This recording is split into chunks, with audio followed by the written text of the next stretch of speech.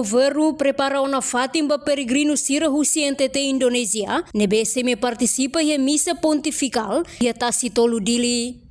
Ministro Administração Estatal, Tomás do Rosário Cabral, jornalista Sira, foi participa discussão teto orçamental e a Comitê Revisão Orçamento e a Sala Auditório Ministério Finanças Saitar Clarandili, terça-feira ne.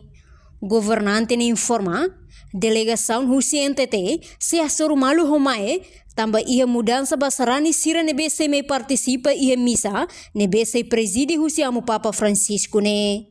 Tambah antes ne, Husi NTT confirma mai katak, total peregrino Husi NTT ne, hamotuk rihun sanulu, mai be agora ia mudança ia dei trihun ida atus ida, maksei participa ia evento refere. Katanya número, aban magsera foi em delegação mai coleo hau, olvira de 10.000, mas agora 1.100 kita prepara las condições, mas ainda nem sir ne vai naka. Sira mate que mai confirma baita sir mai kala. Aula bele pronunciar mai hira. Também está sendo possível correspondência. Sira no estado e daí estado. Fatin rasa kita. Fatin se prepara ne sira estado e daí estado e daí. Tenem ida tem que andar. Telah bele promete mas RTTL ne sira ya ne vai tangal. Dari sedang mengisi setama termain pada população de maka. Cento ao na cardial ne bahau total registro atual ne 125.000. Lá na Fatin. Mas está se tornando 23 hectares aí.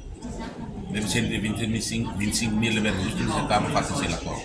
Se na colo também tem vai 23 hectares. Fatin la tahu saya mengalasi pelatihan. Los fatin la tomai halo, bem mau halo mana pa mai halo saya. Saat bukan solusi. Ita loka totasi bunena, masih lupa yang menikmati orang. Pois la clori bahalo conferência de imprensa va com problema de ami, ne ba ami ho condições na beia. Sim, silenciamos a Enquanto total sarani Sira e Timor-Leste, Husi município hotu nebe resisto ona narang, hodi participa e missa pontifical ne, hamotuk rihun atus ida ruanolu resin 5. Portanto, Amu Papa Francisco se halau visita mai Timor-Leste e a loron sia fulan setembro tina rihun ruanolu resin hat, no ia Timor-Leste durante loron tolu, Husi loron sia to loron sanolu resin ida. Reportagem Efifania de Carvalho, Televisão Timor Post. Janela informação ba Emogoto.